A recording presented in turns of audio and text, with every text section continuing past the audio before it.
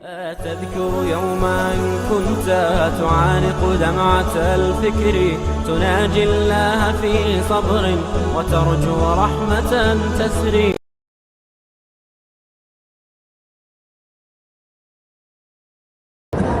اگر آدمی کی اپنی جوتی گم ہو جائے تو دوسرے کی استعمال نہ کرے، شریعت کا مسئلہ ہی ہے۔ اپنی جوتی کو کپڑے میں لپیٹو، بیگ میں رکھو، اپنے ساتھ رکھو۔ محاورہ بھی یہی ہے کہ النعلین تحت العین، کہ جوتے جو ہیں وہ آنکھوں کے آگے ہوں۔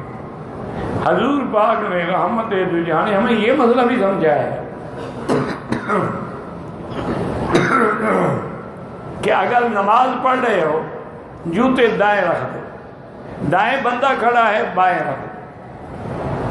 اب دائیں بھی بندہ کھڑا ہے بائیں، تو دو ٹانگوں کے درمیان میں رکھ دو، آگے نہ رکھو تاکہ جوتے کو سیدھا نہ ہو۔ یعنی حضور نے ہمیں یہ مسئلہ بھی سمجھایا ہے کہ جوتا کیسے رکھو، یہ مسئلہ بھی سمجھایا ہے کہ باہر نکلو تو جوتا پہننے سے پہلے جوتی کو ہلاؤ۔ ہو سکتا ہے کہ کوئی کیڑا اندر گھس گیا ہو، کوئی بچھو بیٹھا ہو، کچھ نقصان ہو جائے، یعنی یہ بھی حضور نے ہمیں سکھلایا ہے۔ کوئی چھوٹے سے چھوٹا مسئلہ نہیں جو حضور پاک نے ہمیں نہیں سکھلایا۔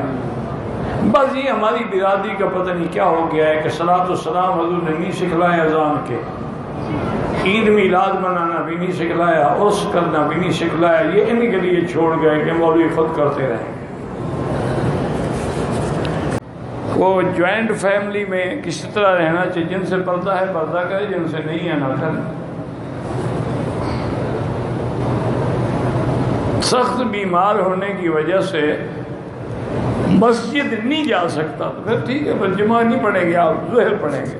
جمعہ تو تب ہو جب آپ مسجد جائیں۔